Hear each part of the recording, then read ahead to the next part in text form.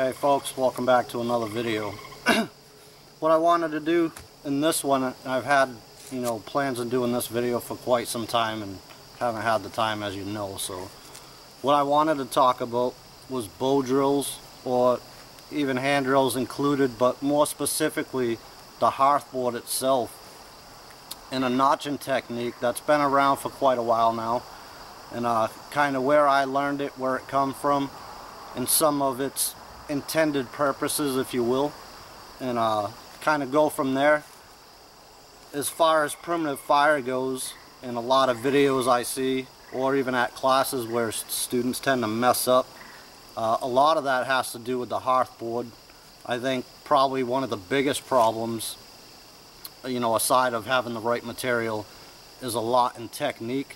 But I think this is an overlooked aspect of the primitive fire technique itself, so I wanted to kind of elaborate on that a little bit and kind of show you guys, or explain to you guys what I do, why I do it, and kind of how I think about it and how it may help or may not. So hang tight. Alright, so I got some bow drill pieces. I think most of these are from the last class I had here, and they've been sitting out here for over a couple months, so they probably collect moisture and all that good stuff, and they may not work, probably won't, but we're gonna give it hell anyways. But anyways, back to the Hearth board, and I'm gonna hope you guys can see this good enough. But the notching technique that I was talking about, I mean, typically bow drill fires, unless you've been around for a while, you may know of just a regular technique. Make your little indention on your Hearth board with your knife or a rock or something like that, and then you do the burning process with your spindle. Once you get that set, you go ahead and cut your V-notch into that. Now, I've seen various techniques, and I've used various techniques on this, whether it's a V-notch, how much that V-notch comes in to your hole to begin with. I've used and seen a U-type notch as well, which is obviously just a bigger type notch. And the one I'm mostly referring to is this sort of notch. Let me move up just to make sure you guys see this pretty good. And here's all three styles right here. You got one typical V notch. The next one was more of a U-type notch. Then you have another V notch, but if you could see the bottom of that, it's kind of chamfered out as well. So not only is it a V, it's V'd out on the bottom as well. Now, the first person I ever seen do that was my buddy Mitch from Native Survival. And he had a good philosophy on that and what it does for you, how it helps you and whatnot. And I'm quite sure I haven't heard him mention anything to do with airflow, but he gave different examples of why it's useful. And obviously we're friends, we're buddies, so I kind of caught on to that. I'm like, hey, that's a pretty good technique, and it kind of made sense to me. And then I seen other people start using it as well and adding in their philosophy to it and why they think it's useful. And from what I've found over doing this, not reading comments or watching videos, but actually doing it, that type of notch I find to be very useful. Every type of notch works. As long as you don't make it too big or too small, it'll work for you. Your typical V-notch, again, it works, but it doesn't give you a big enough area to allow maximum heat to your dust to get a coal. And that's where I see a lot of students or people in videos have some problems with that. I mean, plenty of smoke, plenty of heat, the dust is dark in color and it looks right, but they're not maximizing, I'm gonna throw the fancy word out there, guys, surface area, right? They're not getting the full potential out of that because they don't have enough surface area. The U-notch, in my opinion, does a little bit better than the V-notch, and it allows more area for you to put heat to your dust. The next notch, which is a V-notch with the chamfered bottom to it, I've heard some people say it allows airflow, right? What do we need for fire? Heat, oxygen, and fuel. So it allows oxygen to get up under your dust and help the coal. And I'll elaborate on that in a second. What I've found the usefulness of this type of notch for is almost like the U-notch, is it allows more area for your dust to collect. End result, you have a bigger coal. Simple as that. You know, it's not rocket science. I'm not trying to sound smart, but it just allows more dust to build up underneath. So in the event that you get a coal or an ember, you have a bigger one opposed to the little V-notch. Alright, now the thing again that I see a lot, and it actually happened right here on this end, you can see a corner of this Hearth board broke off right here on the corner. That's typical if your hole is too close to the edge of your Hearth board, but I've seen it happen in the middle of the board too, in that you've made your notch too big and either your spindle is going to jump out of it constantly on you, that's a problem, or because it's so fragile up by the front and your notch is too big, it breaks off that corner as well. So those are some common problems that I see. So let's get back to the, I'll just call it a Mitch notch for lack of better terms. So the Mitch notch, again, I still use it over the other notches because I believe it's useful. The number one reason I think it's useful is for what I've already mentioned. It leaves a bigger area underneath for your dust to collect. End result, you have a bigger coal. If you have a marginal bird's nest or tinder bundle, you have that much bigger of a coal to work with to help dry that out and eventually get flame. So there's my number one reason. As far as airflow coming from underneath and helping the coal, I don't agree with that. I was gonna say totally, but I don't agree with that at all actually. And if we can get, you know, a couple coals knocked out here, I'm gonna try to get a couple for you guys and actually explain further what I'm talking about so you can see it. If you think of a typical fire lay, you get all your kindling and stuff like that, and you blow into your coal bed and apply oxygen to your fire, that's what helps it take off. You're feeding that fire oxygen. So the coals get a lot hotter, the oxygen's blown into it, creates a bigger flame, and either gets your fire going, dries the small stuff out quicker if that's what you're having to do at the time. So that works.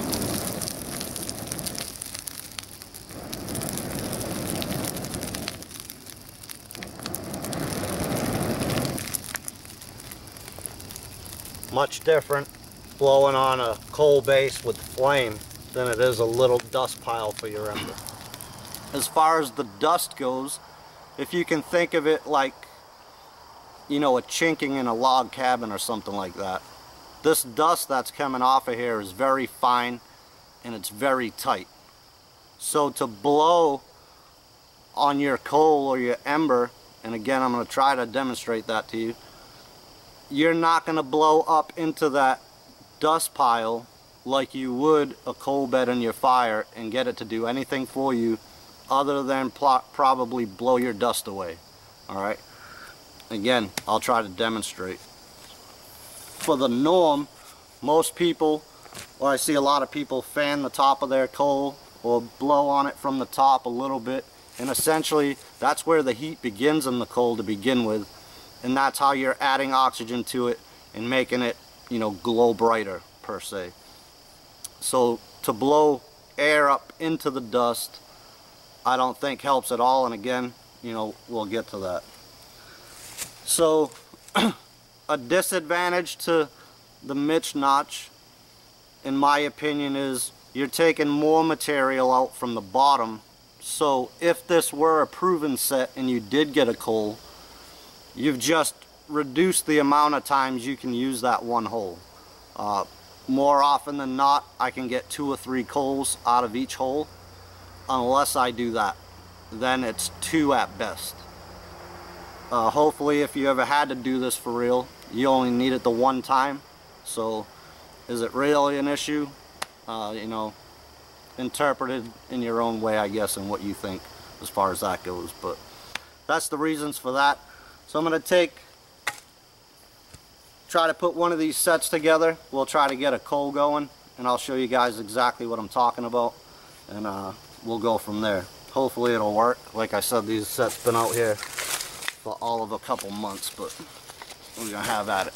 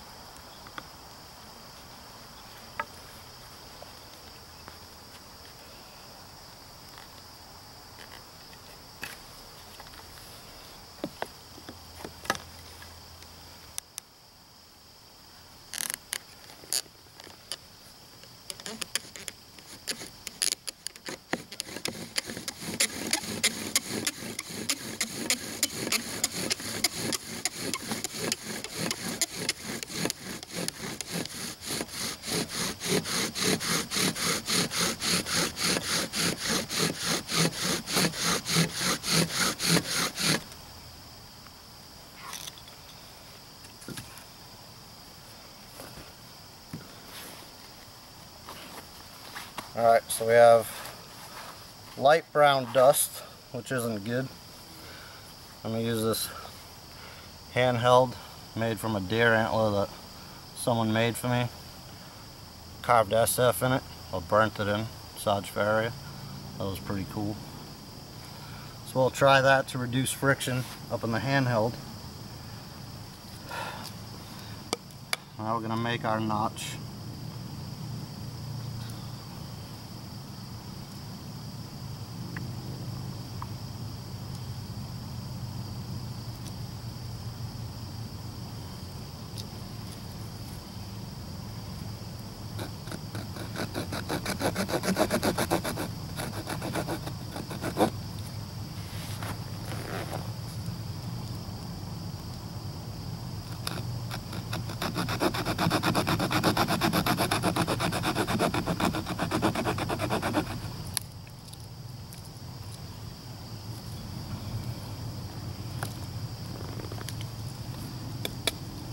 Now I'm going to do the Mitch notch like I was talking about.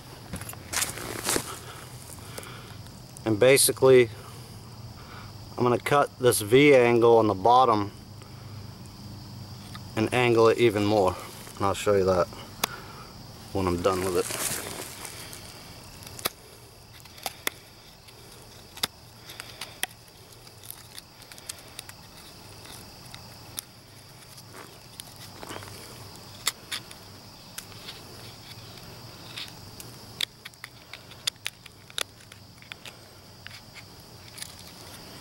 Like I said, I don't think this does anything more than give you more area for your dust to collect, which will give you a bigger coal in the end. Some people think it does more than that. To each.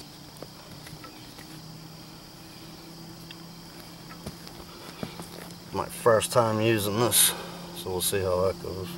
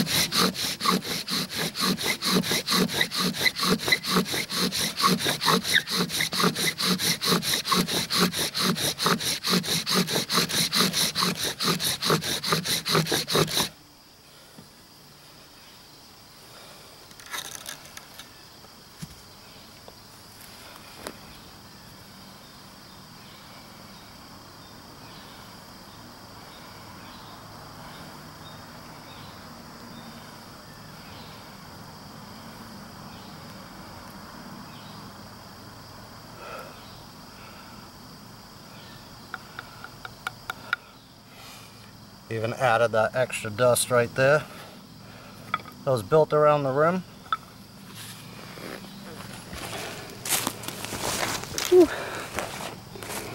Alright, so I'm not going to stop it. I'm going to try to zoom you guys out.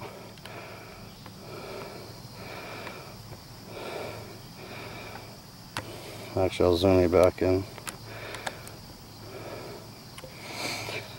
Now, I'm going to attempt to blow from underneath that.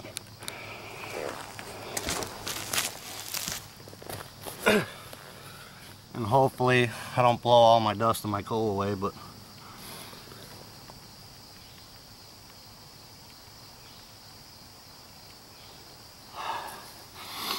I'm hitting the side of it and it's glowing. So it was helping a little bit, but I'm telling you, you're not going to blow into that dust from underneath and help that thing out. You can go from the top and see it cherry up because that's where the coal is. But if I blow from the side, I'm blowing my dust away.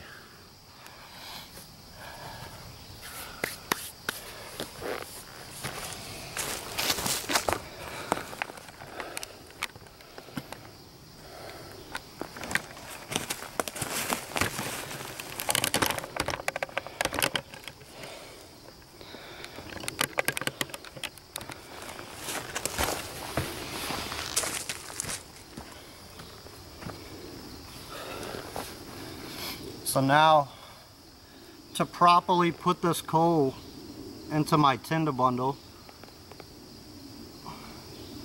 believe it or not, there is a right and a wrong way to do that. And I'm as guilty as the next man for doing it the wrong way.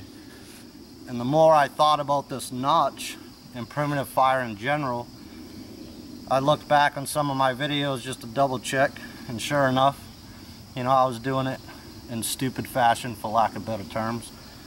But what I'm getting at is I would take this, whatever is catching my coal here, hold my bird's nest, tip the coal to the side, and knock it in, and totally lose, you know, half of my dust, rather than either brushing this off into your bird's nest, or taking your knife and scooping it up and placing it just like it's sitting now on top of your bird's nest. And that way you have all that dust you created to blow into and keep that coal alive, which again, from what I see in videos, more so at classes, I've had students get a coal, you know, a bunch of times and then lose it blowing it to flame. One, because they're dumping it wrong. Two, because they're wasting that dust when they dump it and they don't have enough to work with to blow their bundle into a flame. So the more of this you conserve and use, because you put all that work into it, obviously the better off you're going to be. So that's pretty much that. Alright guys, so just my 2 cents on the notch in your hearth board. Something that's really not talked about a lot, but even though primitive fire is. And again, just some stuff that's been sitting out here for a while. Now, that notch, like I said, applies to primitive fire altogether, so you know, if you got a hand drill set or you're going to make one, that same Mitch type notch works. Probably more so with a hand drill because you need that bigger coal with a hand drill. You know, just by nature they're typically smaller than a bow drill, obviously, so that notch will suit you well there. So I appreciate you joining me for this quick one. Hopefully it gets some people thinking. Again, get out there and try it yourself. It's the only way you're really going to learn this stuff. So appreciate you joining me for this one. We'll see you soon with another one. Take care.